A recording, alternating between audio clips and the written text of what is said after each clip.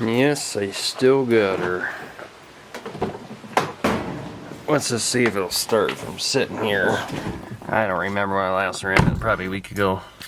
I don't really drive this car much because I don't like it.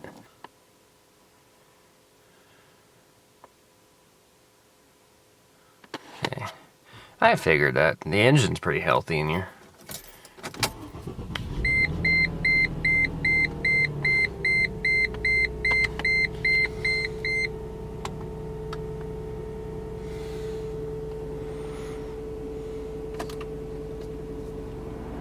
AC, I think, still works in here. It has been working anyway. Radio works. As far as I know, everything works. She's a healthy engine. Transmission is very so-so, I guess.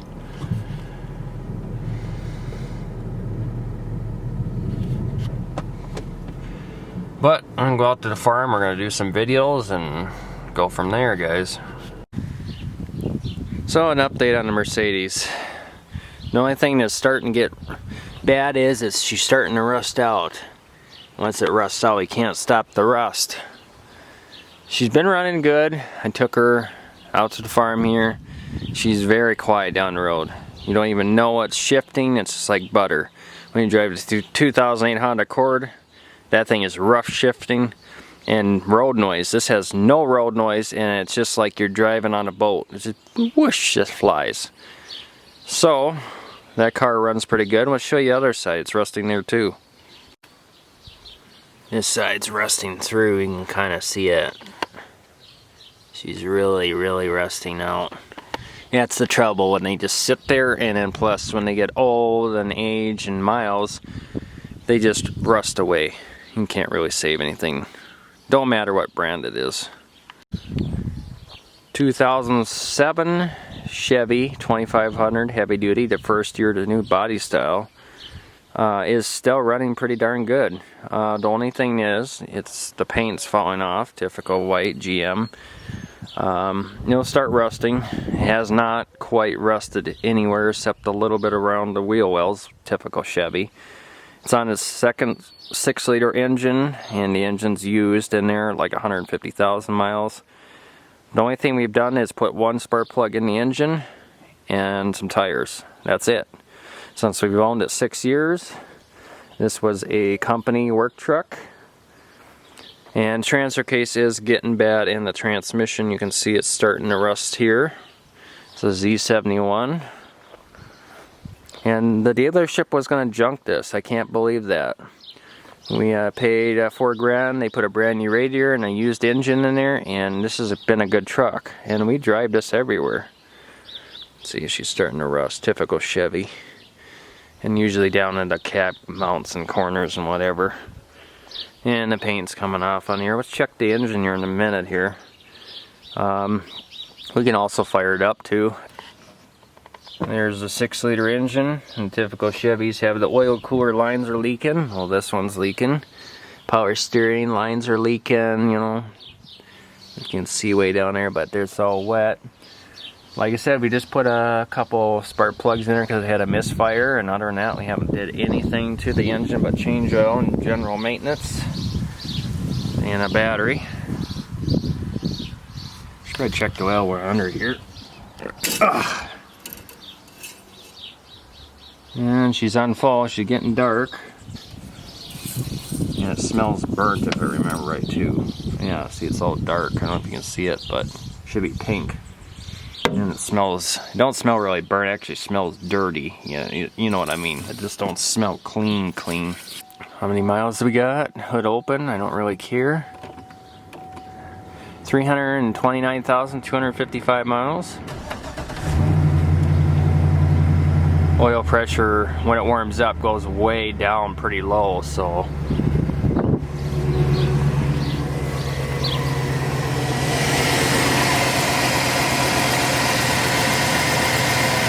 That's pretty good though.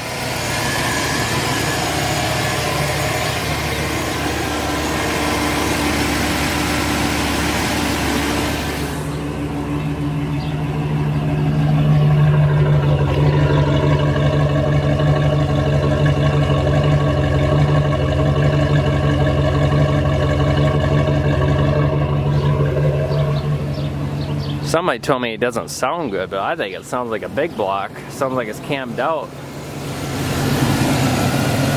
It may be missing a little bit, but it runs. It don't matter for a farm truck.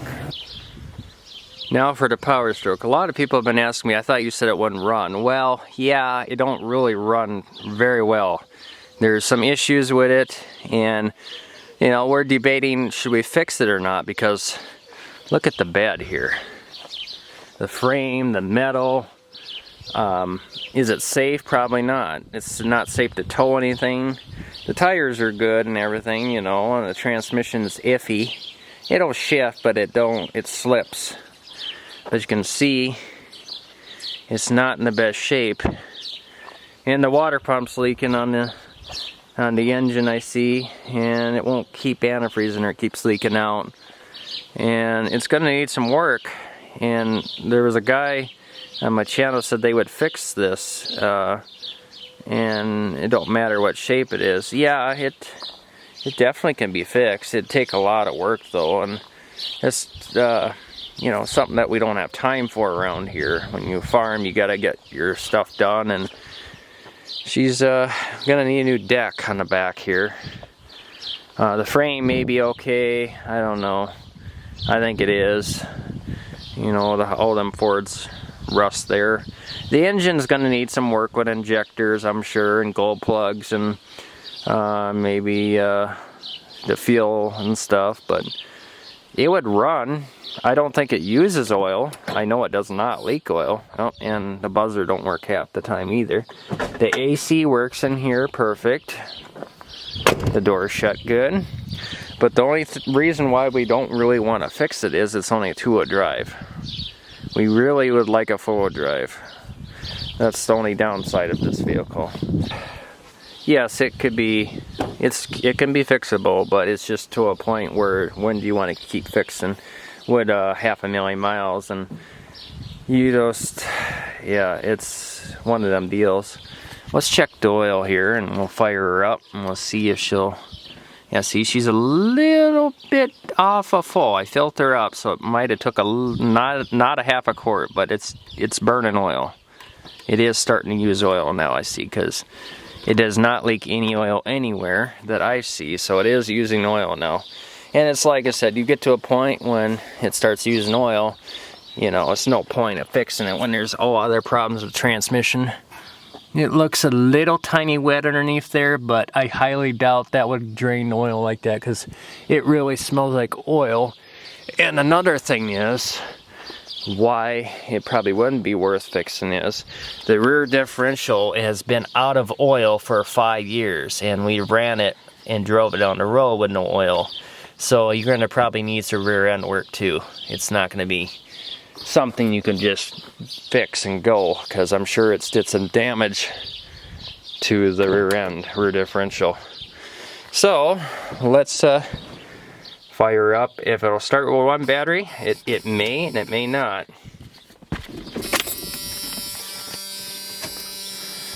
Okay, hold throttle to the floor because it has air intrusion and it doesn't like that.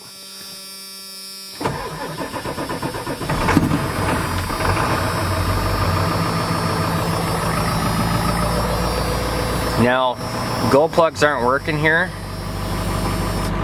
I just moved a key and it quit, but you can see it'll regulate the voltmeter. See, the gold plugs are not working right. It never did that before. So I think we got some burnt out gold plugs. See if it'll idle here. Sometimes it won't.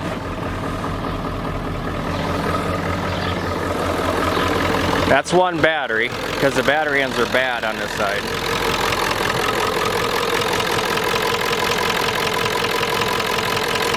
Now, when you run it for a while, the oil dipstick, there's smoke coming out of that when it's cold and hot both, so the engine's tired. No blow by like blowing the cap off, but it's starting to.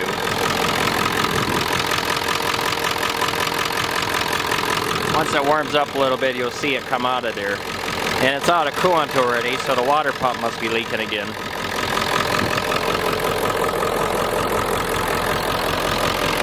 We'll let it chart. Yeah, it is. The fan's wet. I hope the bearing isn't out because we don't need a fan going through the radiator. But I've had that happen before too. Even though it says 365,000 miles, that's not what it's got for miles. It's got a lot more than that because it wasn't recorded when we got it. The miles is unknown. I just don't know. It could be 500,000, it could be 1,000,000. I don't have any idea. But it does run pretty good. It doesn't shake as bad as my IDI over there. That thing shakes bad. And they both have diesel leaks. They both leak fuel. But what doesn't leak fuel? But yeah, it does run good, but once you warm it up and you take it on the highway, it does not run good. It stalls on you. So what I'm thinking is once you warm it up, the compression isn't the best since it's burning oil. And when you drive down the road or you floor it, it stalls and it won't start again. So you have to let it sit for like 30 minutes. It'll kind of start back up again, and it'll run for a while, and then it'll die again. When it's cold, it runs beautiful, but when it's hot, it won't run too long, and then that's it. It won't start again. After it stalls, you try to start it, you're going to wear your battery down. It won't fire. It'll just smoke, blue smoke, but it won't start. When you floor it, it really smokes blue smoke, and it smells like oil. I can smell it. So the engine's getting tired. And it's got a lot of abuse too. A lot of abuse from maybe the previous owner too. I don't know. I don't know what the previous owner did, but we only paid, what, $1,800 for this thing? 7 years ago, whatever, 6 years ago. Let's see if it does it here. Yep, it's starting to come out.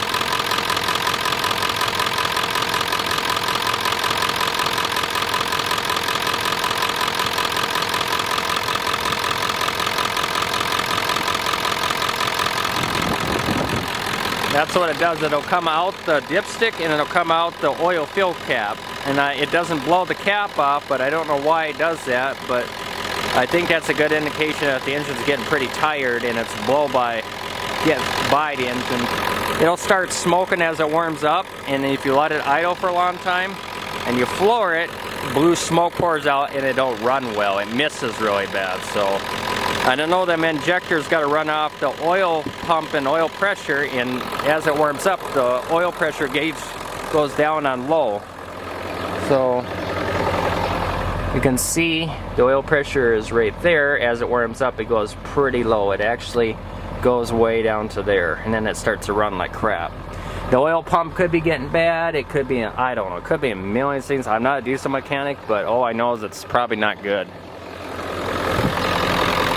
It can be fixed up, but it's going to be a lot of work, a lot of money. And it gets to a point where, you know, how much you're going to put into a two-wheel drive pickup with unknown miles, and is it worth it, you know? Because it's all rusting out. The transmission isn't working right. The rear end's been out of oil for quite some time. You know, you could see it's all gone now, but it was wet. See, it's all wet, the yoke, so it leaked all out, and then it hasn't had oil. And we pulled cattle trailers with it and cattle on it with no oil, so it's been abused. I mean, these farm trucks, they just like the idea, we just floor them. We don't care. So that's an update on the Ford. I don't know what you guys think, but we're not going to sell it right now. We're going to run it until it dies, and then that'll be it. We're going to run that engine in the ground and the transmission, but for right now, we don't need it this year. We thought we did, that's why we got it out. And so it's just going to sit here because we don't need it. Alright, let's do an update video on this. This thing has been ran for about a week and a half, 2 weeks. The video I put up was recorded like 2-3 weeks ago or something like that. So we're going to check the engine oil and see if she's using oil. I have been starting it without glow plugs because it's been in the 90s and it fires right up. So you know it's got good compression if you don't need glow plugs. Oh, there's a toad. Jeez, that thing's huge. I think it does leak coolant though. I'm not going to check that though. You don't leak coolant. So let's check the oil. And And this one is still on full, but I'm sure it does leak though, because the valve cover on the left side is wet. I don't know if it burns, because you would think if it would burn, it wouldn't start as well. That Powerstroke doesn't start very good when it's hot either, but this one will start good when it's hot, and when it's cold it actually starts pretty good because I got the glow plug system working. However, that one may have some glow plugs that are not working, and it burns oil and the compression is not as good. I'm not saying all the cylinders in this engine is probably good compression, but they are better than that one over there. I see the fan's still on there. That's a plus. Oh well, let's send it. Let's give her a shot with no glow plugs, and we'll see how it will run. See the glow plugs? I don't know if you'll be able to see it. It says on and off. That's the heater, I know, but I got it on there. So I'm gonna do half throttle. It says wait to start, but the glow plugs are not running. You can see. And here we go. What a champ. So I said, don't need glow plugs, that's got good compression. No smoke, nothing.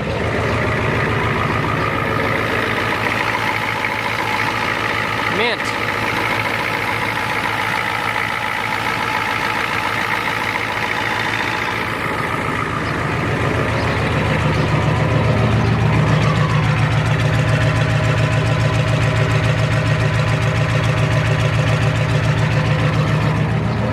I told you, it runs like a beauty compared to that Powerstroke. That's the reason why we don't want to fix the Powerstroke, because this is a four-wheel drive unit and it works, and it's in better shape and less miles. 242,000 miles, accurate miles. That one says 364,000, and I don't know how many miles after that. It's not right. This one we've owned the longest, 2001, so we know what has been done to it and then how it runs.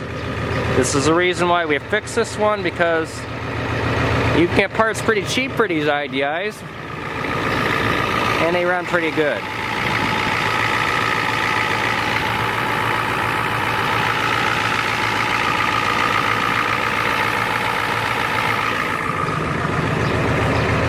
We'll eventually get some tires on it and stuff, but I don't know. It just takes time for me because I don't have the income to be shelling out. I got 3 other vehicles that I'm trying to fix right now, and this is the least of my problems right now. You can see it, she's starting to rust like any other thing. That's what everything does when it gets old. Smells good too. And burning good too. Yeah, I gotta fix that too.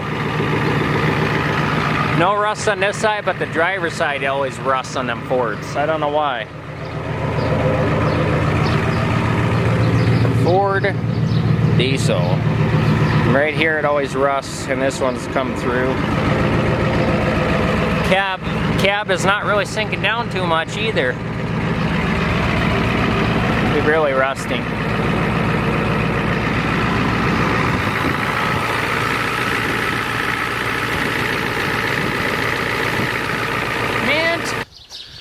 Alright, so an update on the 4020. It's been sitting here and the batteries have been removed because we were using it on the Model 8 putt-putt.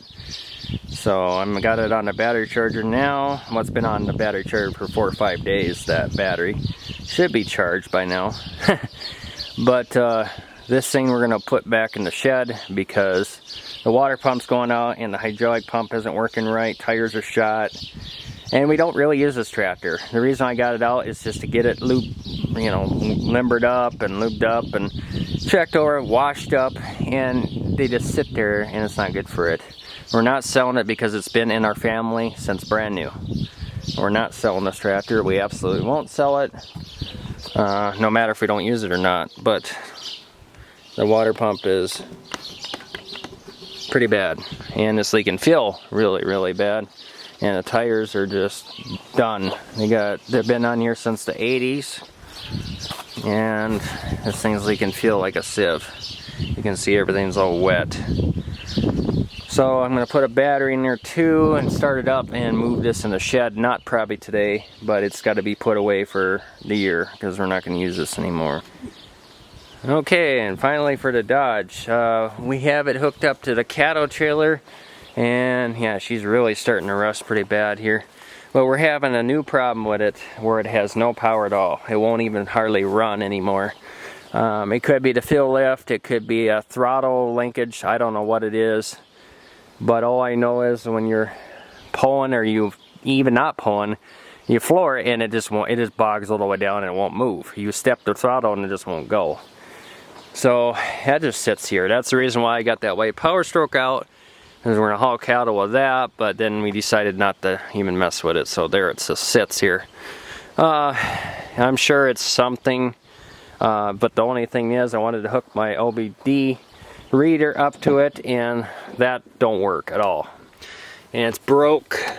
I hook it up, there's no power to it, so I don't know. There's no power to the radio. There's a spider web in there. There's just a bunch of problems with it, and so I don't know. It's just gonna sit here. I'm not gonna start it because I don't know. It don't run the best. So I don't know if it's an issue of the fuel related, or if it's something with the engine or transmission control module. We had problems with the transmission sensor will cause it not to run too good, so I don't know. It could be that, I don't know, it's hard to tell. But all I know is it's just gonna sit here like everything always does, and just don't have time to mess with it. I see my dad must have did something. There's a dent in there now. Well, the cow could have done that. There's a dent right there. It was never a dent there before, but yeah, well, she's getting up in age anyway.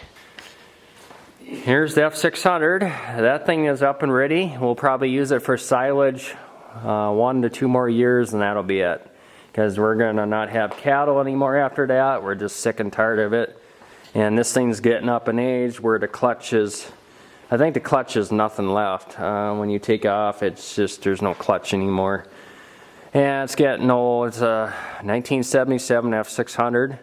It's only 2-wheel drive. It's been a very good truck, and we've done a lot of work to it. We actually took good care of this one.